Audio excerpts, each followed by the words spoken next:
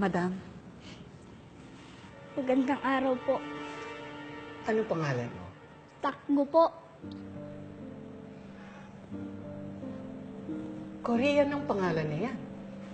Sino ang nagbigay sa'yo ng pangalan mo? Sabi po ng nanay ko, ang tatay ko daw po ang nagbigay sa akin ng pangalang yun. Ang ibig sabihin daw po ng tak ay mataas. Magliligtas naman daw po ang ibig sabihin ng gu. Pag pinagsama, tak, gu. Mataas na tagapagligtas. Si Papa ang nagpangalan sa kanya? Hindi na dapat makulit ito, Henry. Alam mo kung paano ka magalit. Takgo. Halika rito.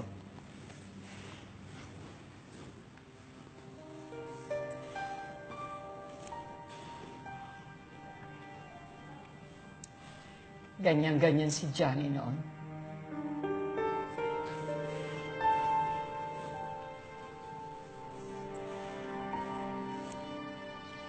Ano ba itong ginagawa ninyo, Mama? Hindi niyo kilala yung batang yan? Mas magiliw pa kayo sa kanya kaysa sa mga anak ko. Huwag mo nga akong pagtaasan ng boses. At huwag mo ring palabasin na parang ako ang kontrabida dito. Huwag mong kalilimutan. Ako ang mas nakatatanda sa'yo. Respetuhin mo yon. At huwag niyo ring kalilimutan na ako ang legal na asawa ng anak ninyo. At ang mga anak ko, sila lang dapat ang apo ninyo, wala nang iba. Irene!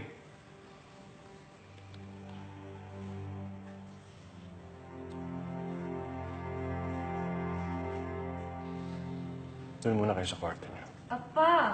Doon muna kayo sa kwarto niyo. Halika na, maglaro na lang tayo ng Yatnori. Halika na, please.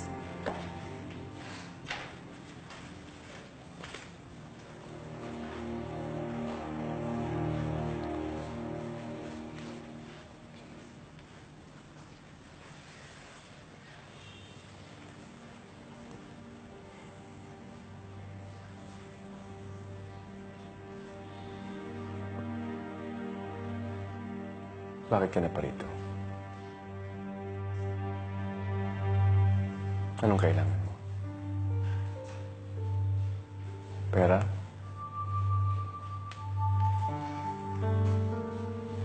Magkano? hindi po ako nagpunta rito para sa pera, Mr. President. At hindi rin ako nagpunta rito para humingi ng anumang pabor. Naparito ako para kay Takko. Para sa kapakanan niya. Gusto ko sana tanggapin niyo siya bilang iyong anak. At kung maaari sana, dito na siya titira. Nay! Ang kapal talaga ng mukha mo. Hindi ka na nakontentong magpabuntis sa asawa ko? Ngayon naman isisiksik mo yung anak mo dito sa pamamahay ko? Hindi ako makakapayag. Walang karapatan yung batang yan dito sa bahay. Anak siya ni Johnny. Paano kayo nakakasiguro na anak na siya ni Johnny? Apo ko siya. Alam ko. Sigurado ako. Kaya sa ayaw mo at sa gusto mo, tatanggapin mo siya. Hindi niyo na ako binigyan ng kahihiyan. At anong gusto mo? Sa iba tumira si Takbo. Kapag nangyari yun, dadalawin siya ni Johnny. Mahahati ang pamamahay ng asawa mo. At merong mga gabing hindi siya makakauwi rito. Dahil kailangang nasa piling siya ni Takbo at ng ina nito. Yan bang gusto mo? Ha?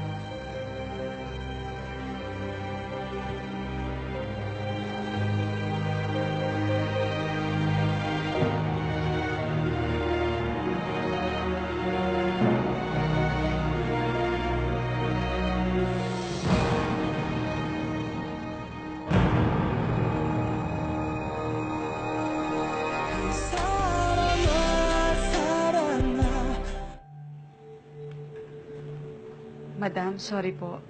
Hindi ako nakapagbigay ng tamang pagbati sa inyo kanina. Nataranta po kasi ako.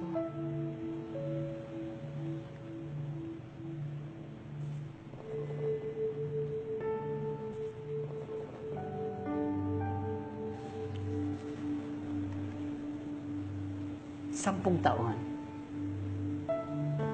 Bakit ngayon mo lang naisipang bumalik? Alam mo bang 10 taon kong inasam-asam na makilala ang isa ko pang apo. Pati si Johnny hindi tumigil na paghanap sa inyo. Sinubukan ko ho kasing palakihin si Takgo nang hindi humingi ng tulong sa inyo. Alam ko ho kasalanan ko yung nangyari pero hindi ko ho pinagsisisihan na naging anak ko si Takgo. Pero bakit ngayon naisip mo na siya ipakilala sa amin? Dahil hindi ko na po kayang itago sa kanyang totoo. Nahihirapan na po siya. At nahihirapan na po ako. Hindi ko na po kayang makita siya nagtitiis. Hindi ko po kayang ibigay sa kanya ang mga pangangailangan niya dahil mahirap lang po ako. At walang pinag-aralan. Madam,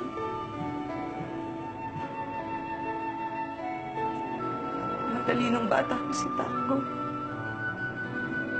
Malayo ang mararating niya. Pero kung maninatili po siya sa poder ko, imposibleng maabot niya ang mga pangarap niya. Para ko na rin siyang pinagkaitan. Kung hindi ko pagkakalaw sa kanya ang buhay na nararapat na para sa kanya.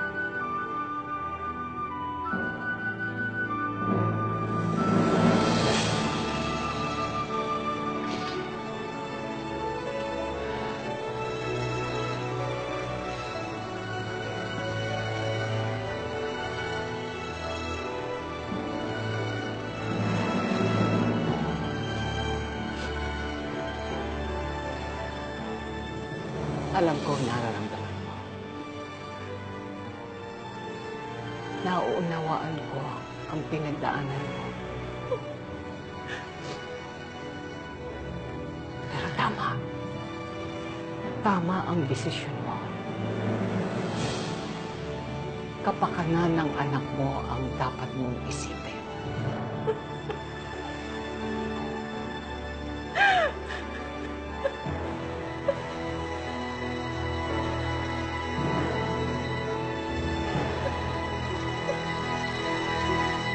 Pinabalaan kita, Johnny. Huwag mong patitirahin ditong batang yan, ha? Huwag mo akong subukan. Di mo na ako binigyan ng kahiyan? Asawa mo ko. Dapat ang mga anak lang natin ang may karapatan sa pamamahay na ito. Naghihintay ng mga bisita. Babalik ako na sila.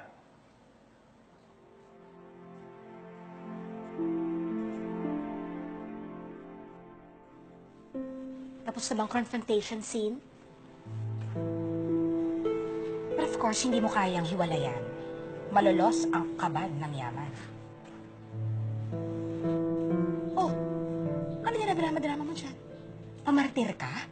Mare, hindi na binabaril sa luneta ang mga martir. Kinakamyo na yung mga yan. Kaya bago ka maunahan, pasabog ka na, lumaban ka. Talagang lalaban ako. Yan, ganyan. Naku, tigilan mo na ang drama, hindi bagay sa'yo. Dapat ikaw ang nagpapaiyak. Ikaw ang nananakit. Hindi nila magugustuhan ang ganti ko. Pero Mare, huwag naman grabe, ha? Baka bumalik ang death penalty, #1 ka sa lineup. Eto, kain ka ng kain, ha? Alam kong gutom ka. Huwag kang mahihiya. Oh, pawis na pawis ka. Inom muna.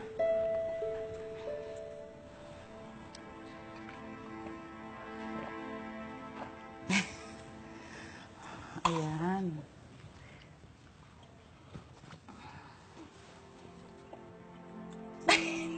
Nakakatawa Nakakatuwa ka. Alam mo bang, nung kabataan ni Mr. President, ganyan-ganyan siya? Po? Oo, pagkatapos niyang uminom, pinupunasan niya ng bibig niya, ng damit niya. Ganyan-ganyan ka. Gising, hindi na kayo nakakatuwa. Bumalik na kaya kayo sa kusina. Ba't ikaw pinangalanan ni Appa ng Korean name? Ba't tayo hindi? Tumigil ka na nga, Aliyah. Ilang taon ka na? 10. Michael, oh, pareho pala kayong 10. Kailan birthday mo? May. May? June, July, August. Ah, mas matanda ka pala kay Michael ng 3 months. Michael, dapat pala kuya ang tawag mo sa kanya. Hindi ko siya kuya. Ayokong gawin siyang kuya. Narinig mo naman yung usapan nila kanina, di ba? Anak siya ni Appa. Kapatid natin siya. Shut up, Aliyah. Hindi natin siya kapatid. Wala tayong kapatid na magnanakaw. Magnanakaw? Oo, nagnakaw siya sa bread factory natin. Mga patay gutom. Hindi kami mga patay gutom. May trabaho ang nanay ko.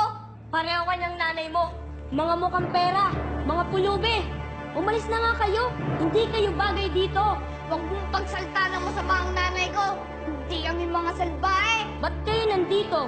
Di ba para humingi ng pera? Michael, masama yan. Di ba sabi ni Harmony, respect others? Nandito kayo para manlimos? Hindi man lang kayo nahiya ng nanay mo? Hindi ka titigil, ha? Hindi ka talaga titigil? Bakit? Anong gagawin mo? Hindi ako natatakot sa'yo.